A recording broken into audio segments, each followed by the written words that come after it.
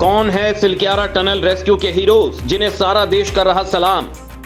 मुश्किलों का सामना किया, दुश्वारियां कितनी थी उनको खबर रही, लेकिन खामोशी से वो करते रहे काम। रात दिन उन्होंने किया एक, अब जिसका निकला शानदार परिणाम, दुआएं देकर जनता दे रही इनाम। वो नहीं होते, उनका जज्बा और हौसला नहीं होता तो आज ये सब भी नहीं होता। उनकी मेहनत से इनकार नहीं किया जा सकता है। उन्होंने अपना अनुभव दिखाया, अपनी मेहनत दिखाई, खुद के साथ सबको हौसला दिया। घड़ी मुश्किलों से भरी है, इससे शायद ही उन्होंने मुंह मोड़ा। एक तरह से उन्होंने चुनौती को कबूल किया, वो कर दिखाया जिसके लिए शासन ने उन्हें चुना। मिलिए उत्तराखंड की सुरंग से 41 मजदूरों की जान बचाने वाले हीरोज से, जिन्होंने मजदूरों को बचाने के लिए दिन रात एक कर दिया। बड़ा प्रेशर था उन पर और इसी दबाव में उन्होंने शानदार पारी खेली तो सबके चेहरे पर मुस्कान खिल गई। रेड होल माइनर्स की टीम उत्तराखंड के सिलक्यारा टनल में 17 दिनों से फंसे सभी 41 मजदूरों को बाहर निकालने में कामयाब रही। इन मजदूरों के लिए रेड होल माइनर्स वरदान साबित हुए। 28 नवंबर को सही मायने में वो हीरो थे।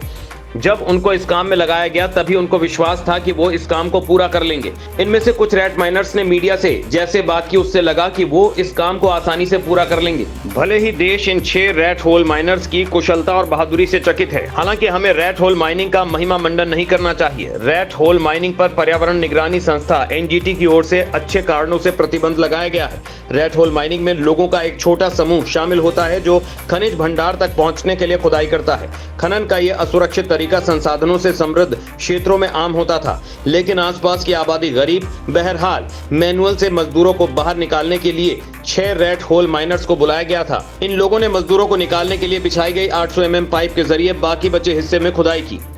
राज्य और केंद्रीय एजेंसियों के साथ साथ स्थानीय ड्रिलिंग विशेषज्ञ, पर्यावरण विशेषज्ञों को भी सुरंग हादसे में बचाव के लिए तैनात किया गया था। Tunnelling expert Arnold Dix. International scientist और टनल एक्सपर्ट आर्नोल्ड डिक्स ने हादसे के बाद फंसे मजदूरों को बाहर निकालने में महत्वपूर्ण भूमिका निभाई है। डिक्स 20 नवंबर को घटनास्थल पर पहुंचे थे। उन्होंने सभी को पॉजिटिव रहने की सलाह दी। वो भूमिगत निर्माण से जुड़े जोखिमों पर सलाह देते हैं। डिक्स सुरंग बनाने में दुनिया के अग्रणी विशेषज्ञों में से एक हैं। Micro tunnelling expert Chris Cooper. Chris Cooper देश के एक माइक्रो टनलिंग विशेषज्ञ के तौर पर काम कर रहे हैं। उन्हें खास तौर पर इस रेस्क्यू ऑपरेशन के लिए बुलाया गया। वो 18 नवंबर को मौके पर पहुंचे थे। ऐसे में इनका अनुभव बेहद ही कारगर साबित हुआ है। कूपर ने काम को तेजी से पूरा कराए जाने पर जोर दिया। वो ऋषिकेश कर्णप्रयाग रेल प्रोजेक्ट के अंतर्राष्ट्रीय सलाहकार भी हैं। IAS अधिकारी नीरज खैरवाल को सिलक्यारा सुरंग ढहने की घटना का नोडल अधिकारी नियुक्त किया गया था। वो पिछले 10 दिनों से बचाव के कामों की देखरेख और कमान संभाल रहे हैं। खैरवाल घंटे घंटे पर रेस्क्यू स्थल से PMO और CMO को अपडेट देते रहे। वो उत्तराखंड सरकार में सचिव भी हैं।